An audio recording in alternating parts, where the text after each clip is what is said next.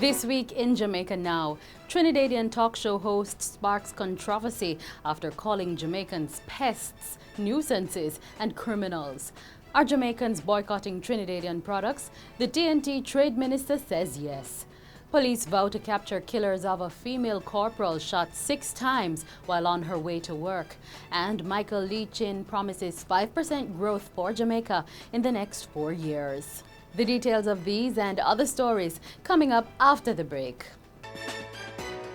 It's the Great Exhibition, Jamaica's Gleaner 180, an epic journey with the people, politics, sports, culture, and so much more. Reliving the moments, recapturing the mission. Jamaica's Gleaner 180, chronicling Jamaica's history. Get your copy today at the Gleaner's main offices in Kingston, Montego Bay, Ocho Rios, and Mandeville, or at the RJR Gift Shop, 32 Linters Road, Kingston 10. I'm Carleen Brown, and this is Jamaica Now. Trinidadian talk show host Barrington Skippy Thomas this week stoked controversy after calling Jamaicans pests, saying they are fueling the crime and violence in the Twin Island Republic. I expect the immigration officers at PIACO to be even more stringent with how much of these nuisances and pests and threateners and criminal elements they are allowed to come on our show. In the meantime, Trinidad's Trade Minister Paula Gopi-Scoon says it appears Jamaicans have followed through on their threat to boycott Trinidadian products because of immigration issues. I'm aware that in particular for one large business entity, the product has been taken off the shelf in Jamaica. I have been in touch on a one-on-one basis with persons whose goods have not been imported or who have been, persons to whom sentiments have been expressed that at this time we're not buying from you. The president of the private sector organization of Jamaica, William Mahfood, and Commerce Minister Carl Samuda say while retailers have the right to decide with whom they do business, they are not aware of a local boycott of Trinidadian products. And Trinidad's former National Security Minister, Gary Griffith, says Jamaicans' call for a boycott of Trinidadian goods comes across as blackmail, bullying, and extortion.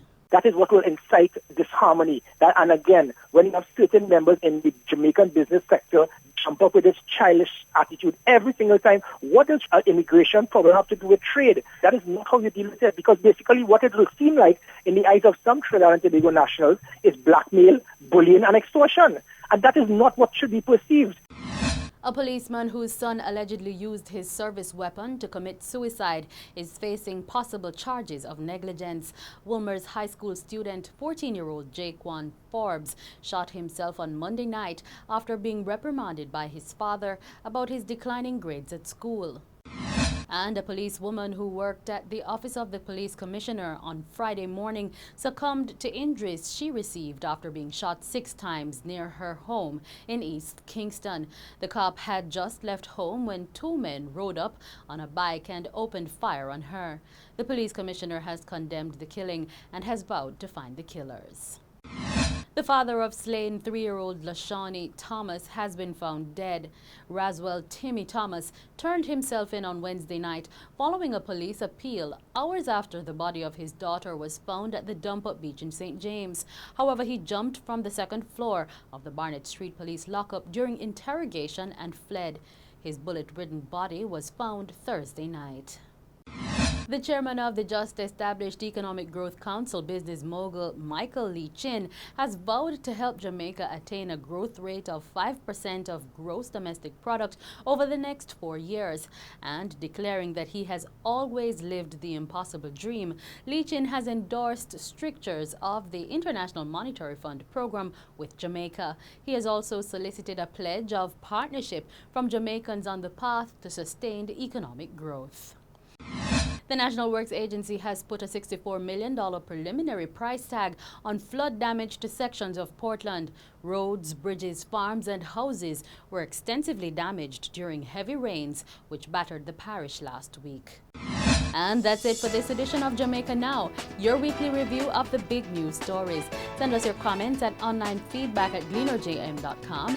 You may tune into Power 106 FM for regular updates. Follow us on Twitter at Jamaica Gleaner and on Facebook at Gleaner Jamaica.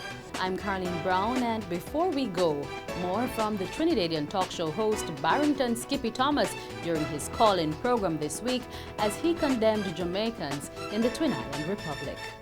If you are removed right now, all the Jamaicans them out of here, you'll be still having crime because crime have been happening here. So if it's we as Trinidadian here doing the things and we're looking for somebody like in fact, there are some guns. There are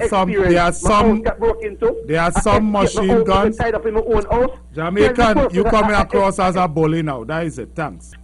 I expect the immigration officers at Piarco and elsewhere to be even more stringent with how much of these nuisances and pests and threateners and criminal elements they are allowed to come on our show. They have a strong influence on the crime in the community. The police know it.